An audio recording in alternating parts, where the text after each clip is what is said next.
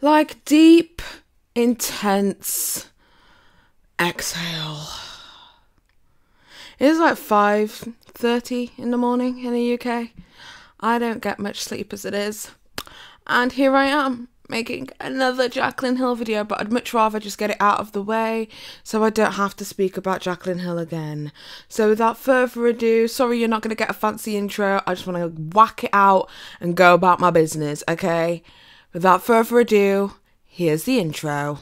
Most of these bitches is petty, petty, petty, petty, petty, petty, petty, petty, petty, petty, petty. Most of these bitches is petty. Okay, so most of you are probably already aware. I'm probably the last person to know. I was literally in the middle of editing. When I finished editing, the video had already been out for 15 minutes. So Jaclyn Hill has finally responded and made a video, as I requested in my previous video, responding to all of the concerns and the backlash that she has received over her lipstick collection and her cosmetics launch. She explained some things, she didn't explain a whole lot, and she left a bunch of question marks in the minds of pretty much everybody. So I'm going to be going through what she said in her 15-minute video. Surprising, not a 40+ minute video. Congratulations for being one of the first beauty gurus to do that this year. But let's just jump straight into it. First and foremost, I want to let you guys know the bases I'm going to be covering throughout this video. I want to talk about the melting issue, I want to talk about the white fuzzies, I want to talk about the black holes, and I want to talk about the grittiness and the texture that you guys are experiencing and give you informed details of what all of these issues are, what is causing them, and how they're going to be fixed. Okay, so the first thing that I immediately noticed from this video and from the outset is that she doesn't necessarily go ahead and address any customer complaints.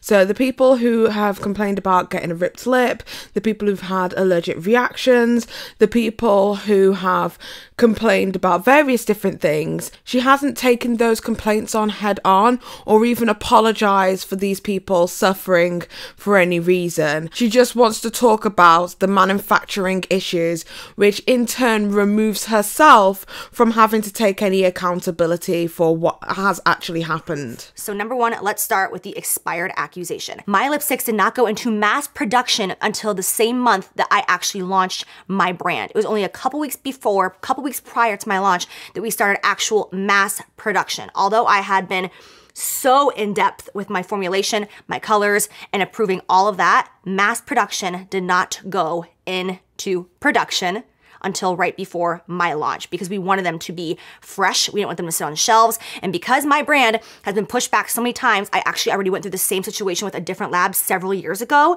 I went into mass production, ended up having an issue while in mass production, and then didn't launch my brand and had to go to a whole new lab because I didn't want those issues to happen again. So I canceled them and went somewhere else. Okay, so this is the first receipt we see from Jaclyn. Now, there was a lot of people who were saying there's some discrepancy with the batch code, but I think a lot of people have got the batch code and the production codes mixed up. Jaclyn's team did state that there was a difference between the batch code and the production code.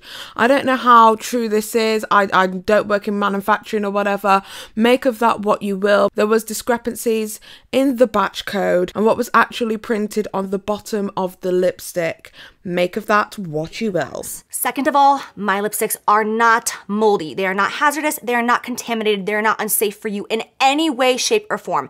Every single ingredient in my lipstick is new and it is FDA approved. And again, I will give you proof right here. If you guys want to look over these documents in depth and tear them apart, you go right ahead and see that they are not contaminated. Every single ingredient is FDA approved and they are not expired. I want to ease your minds with that before even getting into all the nitty gritty stuff of this video so that you're not sitting here thinking like, oh my gosh, is it true that if I use this lipstick that it's gonna hurt me in some way? No, that is not the case. Okay, so Jaclyn Hill pops up a bunch of different receipts and documentation in this section, but there is one that I do want to focus on. So let's take a deeper look into that. Now, in this certificate of goods and manufacturing practice, where she wants to show that, you know, everything is healthy and legitimate and all this kind of stuff, there's a lot of people who are saying that this receipt has been doctored. The reason that people are saying this is because of the dates and the names that don't necessarily make sense. So on the bottom right-hand corner of this document, it says that the date is effective from 2017, which would mean that if Logic serves us correctly, that this actual document would have been issued in 2017. However, if you take a look at the top end of the document, this part of the document says all products produced by Jaclyn Cosmetics meet the international requirements, yada yada yada, but it says Jaclyn Cosmetics. Now, if you remember from my previous video, she would have had the name and the copyright to Jaclyn Hill Cosmetics. It didn't change to Jaclyn Cosmetics until 2018. Hence why the packaging for Jaclyn Cosmetics still has the logo of JH, because at the time she would have been Jaclyn Hill. So this make it no sense. Is this real or not? All right, so the first thing I want to touch base on are the little black dots or black holes that you guys are seeing. What these black dots are actually oxygen bubbles, and they are being lifted to the surface when my lipstick bullet is being cooled off, when it's going from a hot temperature, fresh out of the vat, and it's gonna go into my actual component and just be cooled down so that the component cap can be put on top. In that process, sometimes those oxygen bubbles don't make it all the way through, and you'll see little itty bitty, almost like black-like holes. It's not actually like black holes. Again, it's not mold, it is oxygen, and it is 100% safe. It is not gonna hurt you, but seeing those dots are not pretty, and they're not like, you don't look at that component, you don't look at that lipstick and think like, oh yeah, I want to put this on my lips. So okay, nobody really disputed what the issue or reason for the bubbles or holes were. I think just a lot of people thought that aesthetically it wasn't very good to look at. That's what I gathered from the overwhelming response on social media. However, this is once again another situation where Jaclyn Hill is blaming the manufacturing company and not necessarily taking any accountability herself. If she knew, which I'm assuming that she did, know that some of these items were coming out with loads of different holes, then she shouldn't have put out the item. In fact, there is a receipt which I'll post on the screen right now of Jaclyn talking in 2017 about a really unsatisfying lipstick that she had received with plenty of holes in it. So that just goes to show that this is an issue that she's been having with the formulation or manufacturing process of the lipsticks for a long while. So surely this is something that she should have been extra vigilant to. Just my 2 cents. The second thing I want to touch on is the texture and the grittiness that you guys are seeing in your lipsticks. Now, although this is not happening to everybody, it's still happening. And basically what this is caused from is the humongous vats. It's almost like, I always want to use the word beaker, but it's not like a beaker or smaller. It's like these gigantic, huge vats that are in labs. It's like this gigantic thing that holds all of your lipstick, and it like spins like this and mixes everything up. That vat is not breaking down all of my raw materials because we produce so many lipsticks so quickly. Again, all the products in these vats are 100% FDA approved ingredients and totally good and safe for you to use, but they're not. Once again, she keeps on using that buzzword over and over again about this being FDA approved, FDA approved, FDA approved. Well, one thing that I ended up finding out about FDA approval is that it's not necessarily needed in cosmetics. Here is what a couple of people who have been knowledgeable about the FDA have had to say publicly on social media. Take a look.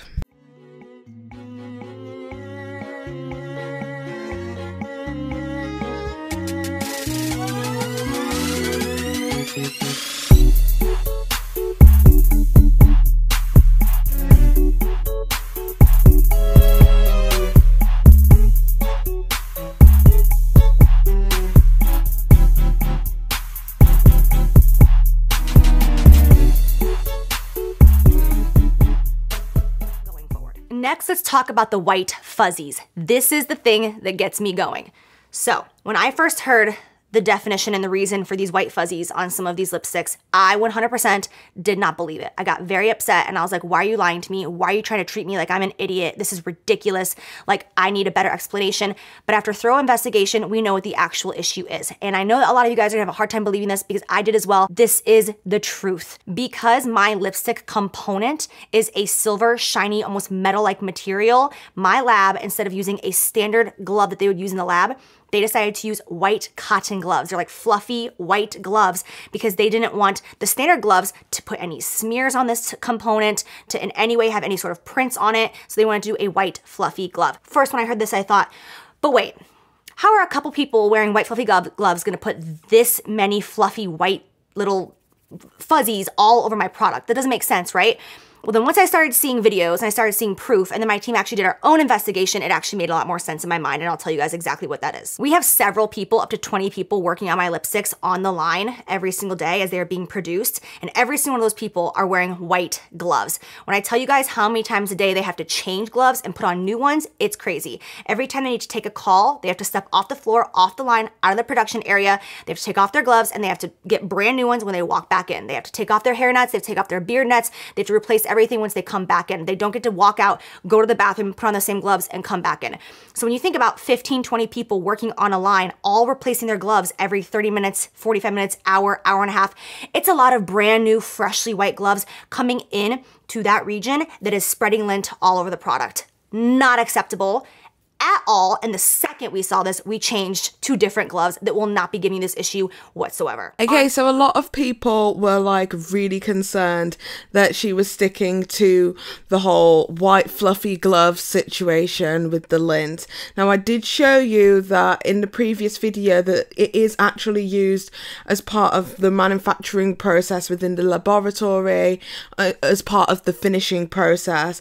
However, I don't believe that that is a legitimate reason why people would be pulling out large, long pieces of fiber from out of the lipsticks. She's still yet to address the long, dark pieces of fiber that were found inside the lipsticks, some of the sharp pieces of fiber that people were finding inside their lipsticks, some of the more worrying things that people were finding inside their lipsticks. She's yet to address, apart from some fuzzy fur, which she keeps referring to as not contaminated, like it's not going to hurt you, it's not going to harm you. First of all, you can't qualify and say that these things aren't going to hurt you. If these things aren't a part of your ingredients list, you can't say it's not going to hurt you, because there could be somebody who could suffer an allergic reaction because they're allergic to that particular fiber that was not supposed to be included in your lipsticks. Secondly, this girl needs to really understand what cross-contamination is. Anything that is external to the product is cross-contamination. It is as simple as that. You cannot say that it's not contaminated when you have put something external to the ingredients list into the product. And that is exactly what happened when this product made its way to all of these people. But what people are experiencing is it's showing up in the mail and it's almost having like a little sweat mark, like a little like circular sweat mark, or like little like sweat dots. And then when you swatch it, the lipstick kind of leans to the side, and then it's got like a little line on it because it's a very creamy, very emollient based product. So you really have to make sure that it's fully cooled down before using it. We did an extensive test on my lipsticks and shipping from here to there and all this jazz. But because of the climate right now, we are shipping to some people who are in such hot temperatures and such high degree that my lipsticks, they're not surviving it fully. This is by far the most annoying situation to blame everything on, is the climate, and that some people are just in really hot locations. I mean, for God's sakes, isn't Jaclyn Hill from one of the hottest parts of America in Florida? I'm just like absolutely baffled that temperature was such an issue. The temperature of these lipsticks have to be tested. So I can't really understand why there are so many lipsticks out there that are able to make its way all across the world, like companies like Makeup Revolution, NYX Cosmetics, etc., who are worldwide brands. I don't understand how they're able to ship products and not have sweat marks or leaning, etc., but she is unable to. I understand that the manufacturing company is shocking, and I understand that Jaclyn Hill has had to take a lot of the brunt for things that were completely out of her control. However, it's still her brand and she still has to take responsibility. And if this product is any less than 100% perfect, or at least 99.99999% there, then she should be recalling it. She should be taking it back and saying, I fucked up, let me try again. Like I said in my previous video, I would respect her more if she did that than if she tried to continue and pretend like everything's okay. For me as a consumer, if I wanted to purchase from Jaclyn Cosmetics, I would have absolutely zero faith in the brand. And I definitely have zero faith in the brand if she thought it was acceptable for me to have less than perfect. And that's just the way that I feel about the whole entire situation. Anyway, other than that, she makes a couple of apologies. She doesn't really take any accountability for anything. And that's pretty much what I expected from Jaclyn Hill. But tell me what it is that you guys think in the comment section down below.